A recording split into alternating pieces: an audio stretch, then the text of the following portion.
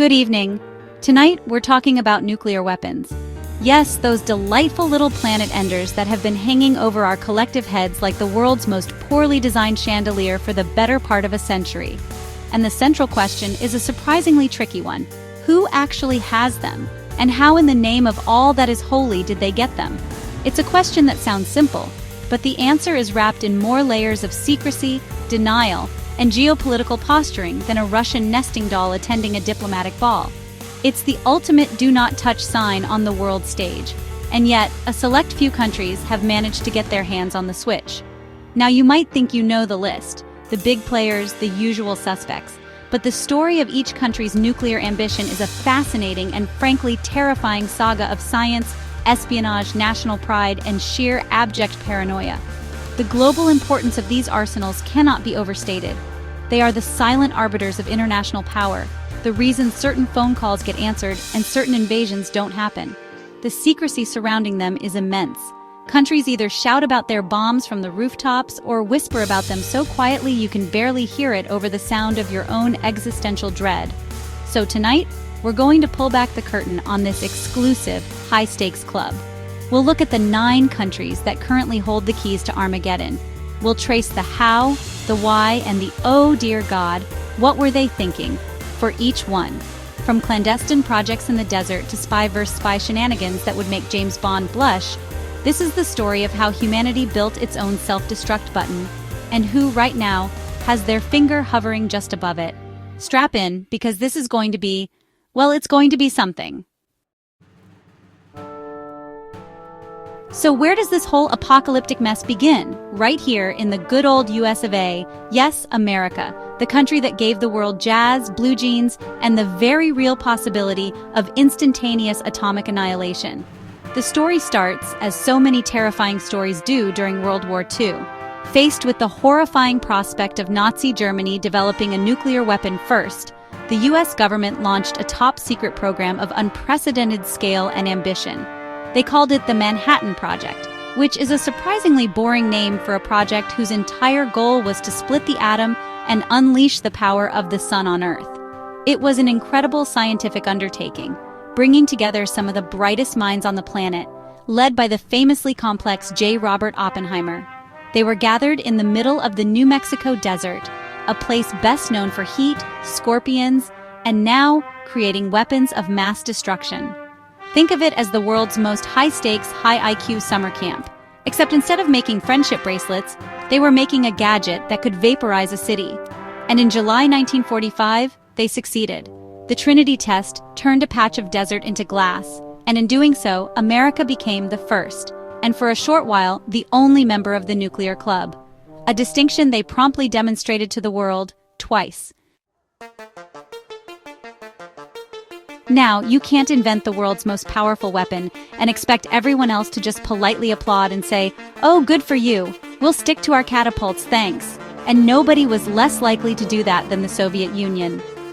While the US was celebrating its atomic monopoly, Joseph Stalin was, to put it mildly, not pleased. He saw the bomb not just as a weapon, but as the ultimate tool of American geopolitical blackmail. So the order was given, get the bomb and get it yesterday. And how did they do it? Well, with a healthy dose of brilliant Soviet science and an absolutely massive helping of good old-fashioned espionage.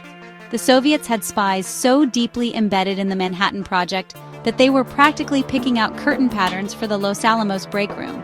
Scientists like Klaus Fuchs were feeding critical, highly classified data directly to Moscow, essentially giving them the answer key to the world's hardest test. This allowed the Soviet program, led by Igor Kurchatov, to leapfrog years of research and development. So while America was still basking in the glow of its nuclear superiority, the Soviets were working furiously. And in August 1949, just 4 years after the US, they detonated their own device, First Lightning, in Kazakhstan, shattering the American monopoly and officially kicking off the Cold War arms race. The world now had 2 nuclear-armed superpowers, staring each other down like 2 toddlers in a sandbox, except the sandbox was the entire planet and the toys could kill everyone in it. After the war, you might think the US and the UK, the 2 closest of allies, would just share the nuclear homework. After all, British scientists had been instrumental in the early research that led to the Manhattan Project. But you would be wrong. So wrong. In 1946, the US passed the McMahon Act, which essentially slammed the nuclear door in Britain's face, classifying all atomic data and ending any and all cooperation. It was the international equivalent of changing your Netflix password after a breakup. The message from Washington was clear. Thanks for the help, chaps, but this doomsday device is ours now. Toodle-oo. Unsurprisingly, Britain was not amused. Having just bled itself dry fighting a world war and starting to lose its empire, the UK saw an independent nuclear deterrent as absolutely essential to remaining a top-tier global power. It was a matter of pride, of sovereignty, of not wanting to have to ask America for permission every time they wanted to make a point. So, Prime Minister Clement Attlee's government secretly gave the green light to their own program. Leveraging their wartime research and the knowledge of their returning scientists, they embarked on Operation Hurricane. In 1952, off the coast of Australia, they successfully detonated their first atomic device, officially making Britain the third member of the nuclear club. It was a defiant statement. We may have lost the colonies, but we can still blow up a small island if we have to. And then there's France. If Britain's nuclear ambitions were driven by a fear of fading glory, France's were driven by a fierce, almost stubborn insistence on its own greatness and independence. After the humiliation of World War II and subsequent colonial crises like Suez, where they felt let down by their allies, the French decided they could trust absolutely no one, especially not the Americans. The idea of sheltering under the US nuclear umbrella was, to the French, utterly ridiculous. They were convinced that if Paris were under threat, Washington would hesitate to trade New York for it, and they weren't about to bet their entire existence on a maybe. So, under the resolute leadership of Charles de Gaulle, France embarked on its own path. De Gaulle was obsessed with restoring French grandeur, and in the 20th century, nothing screamed grandeur quite like a mushroom cloud with your name on it. He called it the force de frappe, or strike force, an independent deterrent that could be used against any aggressor, from any direction. It was a hugely expensive and technologically challenging endeavor, undertaken with almost no outside help. And in 1960, in the Algerian desert, they pulled it off. Their first test, Gerboise Bleu, made France the world's fourth nuclear power. It was a powerful symbol of French autonomy, a Gallic shrug to the rest of the world that said, "We will go our own way, and if you don't like it, well, that is your problem, not ours." Meanwhile, on the other side of the world, another giant was stirring. The People's Republic of China, under Mao Zedong, looked at the international landscape of the 1950s and saw threats everywhere. They had just fought the US to a standstill in Korea, and were now facing down American nuclear threats over Taiwan. To top it all off, their relationship with their supposed big brother, the Soviet Union, was beginning to curdle like milk left out in the sun. Mao came to a simple, stark conclusion. Without the bomb, China was just a piece of meat on another's chopping block. A vivid, if slightly gruesome, metaphor. Initially, the Soviets were willing to help. They provided training, blueprints, and even a sample atomic bomb. But as the Sino-Soviet split widened in the late 1950s, Khrushchev got cold feet and pulled the plug, taking his scientists and his secrets home with him. He famously told his aides that giving the bomb to Mao was like giving a razor to a monkey. Undeterred and frankly deeply insulted, China decided to go it alone. In a monumental effort of national will, codenamed Project 596, after the month and year the Soviets abandoned them, Chinese scientists worked tirelessly in remote secret facilities. And in 1964, they shocked the world by detonating their first atomic device, becoming the fifth member of the club and the first in Asia. It was a powerful declaration that China was no one's pawn. Now we move to the Indian subcontinent, where the nuclear story gets incredibly complicated. For decades after its independence, India was a champion of global nuclear disarmament. Its leaders, like Nehru, spoke eloquently about the evils of atomic weapons. But talk is cheap, and neighbors can be difficult. India had fought wars with both China and Pakistan, and after China's successful nuclear test in 1964, a deep sense of vulnerability began to creep into the Indian strategic establishment.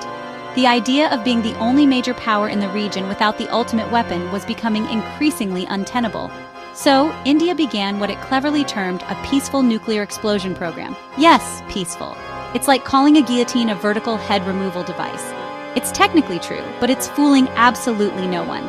They insisted their research was for civilian purposes, like mining and construction, which is a bit like saying you're building a Formula One car just to go get groceries. The culmination of this peaceful work came in 1974 with a test code named Smiling Buddha. The name itself is a masterclass in PR spin. And with that, India demonstrated it had the capability to build a bomb, sending shockwaves through the international community and, more importantly, right next door in Pakistan. If India's test was a shockwave, in Pakistan it was a seismic event. The reaction was immediate and visceral. Pakistan's leader at the time, Zulfikar Ali Bhutto, famously declared that his people would eat grass or leaves, even go hungry, but they would get the bomb. It was seen as an existential necessity. From their perspective, they were now facing a nuclear-armed rival with whom they had fought multiple wars. The strategic imbalance was terrifying, and the quest for their own deterrent became a national obsession, a holy grail of security.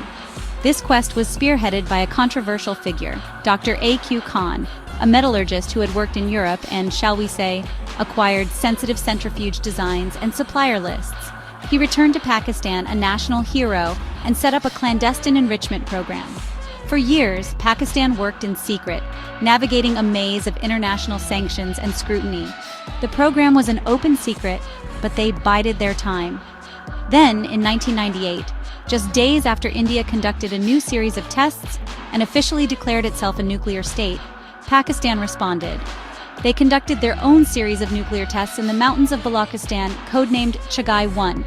The message was unmistakable. Anything you can do, we can do too. The subcontinent was now officially a nuclear flashpoint. And now we come to the country that puts the "oh God, please no" in proliferation, North Korea. The Democratic People's Republic of Korea is, without a doubt, the most isolated and unpredictable member of the nuclear club. Their motivation is simple and singular: regime survival. Decades of crippling sanctions, international isolation, and the constant presence of United States troops in South Korea have fostered a deep paranoid belief that a nuclear arsenal is the only thing preventing them from being overthrown. It's their ultimate insurance policy, the one thing that guarantees the world has to pay attention to them. Their journey to the bomb has been a masterclass in brinkmanship and defiance. For years, they played a cat-and-mouse game with the international community, agreeing to freeze their program in exchange for aid, only to secretly restart it later. They withdrew from the Nuclear Non-Proliferation Treaty and kicked out inspectors, all while slowly but surely developing their technology. Then, in 2006, they finally did it.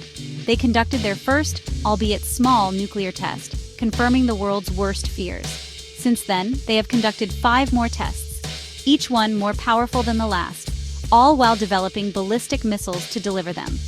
North Korea is the problem child of the nuclear family, the one who keeps setting off fireworks in the living room while everyone else begs them to stop.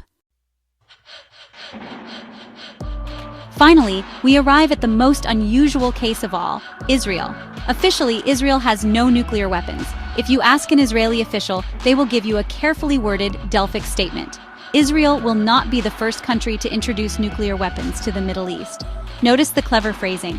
It doesn't say they don't have them, just that they won't be the first to introduce them. This policy, known as nuclear ambiguity or opacity, is a cornerstone of their national security doctrine. It's the international relations equivalent of answering perhaps when your partner asks if you ate the last cookie. The consensus among virtually all experts, however, is that Israel absolutely has a sophisticated nuclear arsenal and has had one for decades. The program is believed to have started in the late 1950s with French assistance, centered around a secret nuclear reactor in the Negev desert near Dimona. The goal was to create the ultimate deterrent in a hostile neighborhood, a final guarantee against being overrun. The story was famously blown open in 1986 by a technician named Mordecai Vanunu, who leaked photos and details to a British newspaper, for which he was subsequently kidnapped by Mossad and jailed for 18 years. Despite this, Israel has never confirmed or denied anything, maintaining a strategic silence that keeps their adversaries guessing and, they hope, deterred. So there you have it. 9 countries, 9 profoundly different and yet chillingly similar stories of ambition, fear, and science. From the Allied race against the Nazis to the paranoid calculations of the Cold War, from post-colonial pride to regional rivalries boiling over, each path to the bomb was unique. These 9 countries have shaped the nuclear landscape, each with their own path to the bomb. They form a club where the membership fee is a piece of your humanity, and the annual dues are the constant, low-grade terror of a world held hostage by its own ingenuity. It's a story without a clear hero, populated by scientists, spies, patriots, and paranoiacs. The result is the world we live in today, a delicate, terrifying balance of power, a system of mutually assured destruction that has, arguably, prevented great power wars for over 70 years, but has also kept us perpetually a few bad decisions away from the apocalypse.